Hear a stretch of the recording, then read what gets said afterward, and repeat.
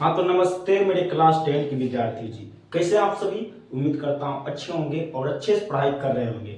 तो मेरे प्यारे विद्यार्थी जी, मैं आपका स्वागत करता हूँ फिर से कॉन्फिडेंस ऑनलाइन क्लासेस के चैनल पर। तो मेरे प्यारे विद्यार्थी जी, कल हम धरते विश्वास के लेखक परिचय बताए थे, आज हम माँ कहानी का लेखक परिचय बताऊंगा। ठीक है, चलिए मैं वीडियो को स्टार्ट करता हूँ। उससे पहले आप चैनल पर नए हैं, चैनल को सब्सक्राइब जरूर कीजिएगा और वीडियो को दोस्तों में शेयर जरूर कीजिएगा। ठीक है, चलिए मैं वीडियो को स्टार्ट करता हूँ। चलिए, ये है लेखक परिचय माँ, यानी ये 2027 के बच्चों के लिए है जो आपकी बार परीक्षा देने वाले हैं। 2027 से 28 सभी के लिए, ठीक है, मैन रूप से 2027 के बच्चों के लिए, क्योंकि वो आपकी बार परीक्षा देंगे तो उसके लिए मैन है। ठीक है, चलिए पहला है कि आपसे सवाल पूछेंगे बिहार बोर्ड कि माँ कहानी का लेखक कौन है, बताइए। ये जो माँ कहानी है उनका लेखक कौन है? तो भैया देखो, माँ कहानी का यानी लेखक कौन है? तो ईश्वर पेटलीकर है। कौन है भैया? ईश्वर पेटलीकर है। अगर आपसे बिहार बोर्ड सवाल पूछे कि माँ कहानी का लेखक कौन है, तो भैया अभी जस्ट आप बताए हैं कि माँ कहानी का लेखक है ईश्वर पेटलीकर है। कौन है बताइए? ईश्वर पेटलीकर है। चलिए अगला बढ़िए। फिर पूछेगा भैया ईश्वर पेटलीकर जी का जन्म कब हुआ? तो भैया ईश्वर पेटलीकर जी का जन्म भैया 9 मई 1916 को हुआ। कब हुआ भैया?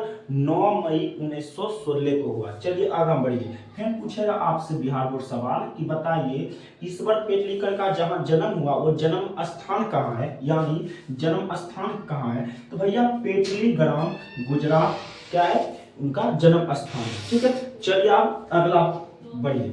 फिर पूछेगा कि माँ कहानी का जो लिखे हैं यानी ईश्वर पेटलीकर जो लिखे हैं उसका वास्तविक नाम क्या है?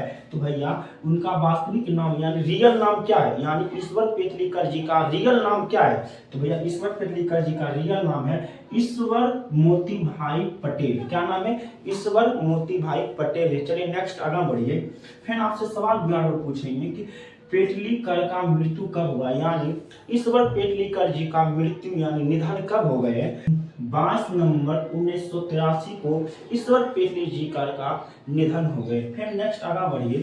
फिर पूछेगा बिहार बोर्ड कि कहानीकार का अनुदित भाषा क्या है, यानी जो ईश्वर पेटलीकर जी लिखे हैं माँ कहानी, ये कौन भाषा में लिखे थे बताइए।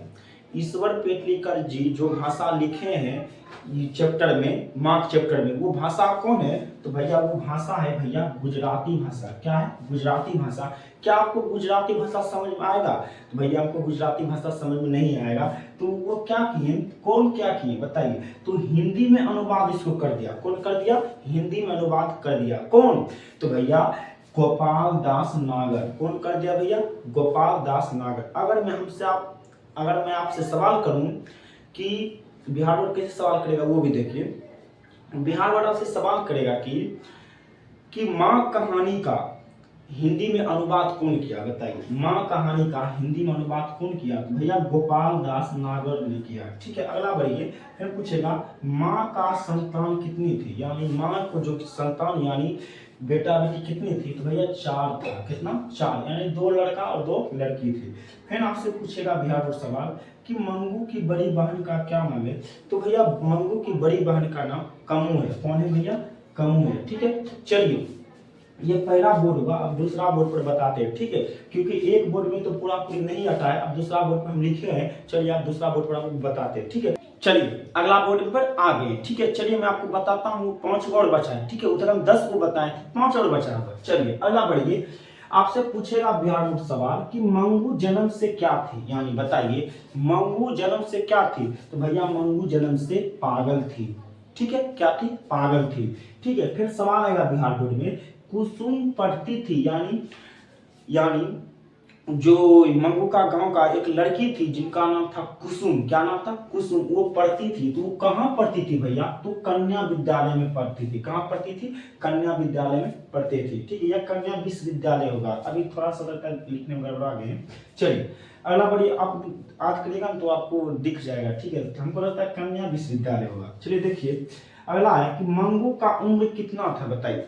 ये जो लड़की मंगू थी वो कितना इनका उम्र था? तो भैया इनका उम्र 12 वर्ष था। कितना था? 12 वर्ष था।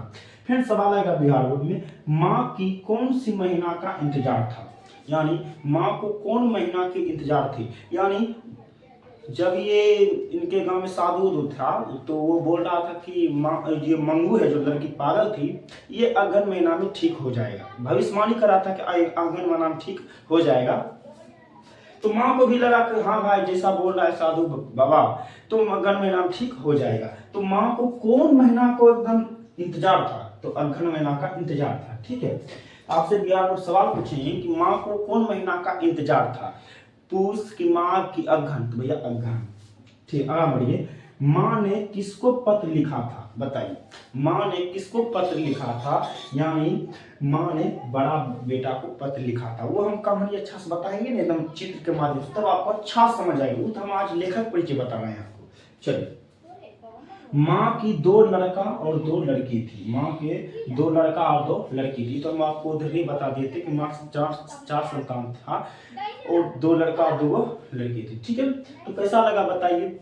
वीडियो को शेयर कीजिए अपने दोस्तों में, और चैनल पर पहली बार है तो चैनल को सब्सक्राइब कीजिए। और हम लाएंगे कल चैप्टर 4। ठीक है, तो ऐसे वीडियो के लिए मेरे पेज को सब्सक्राइब कीजिए। ठीक है, मिलते हैं नेक्स्ट वीडियो।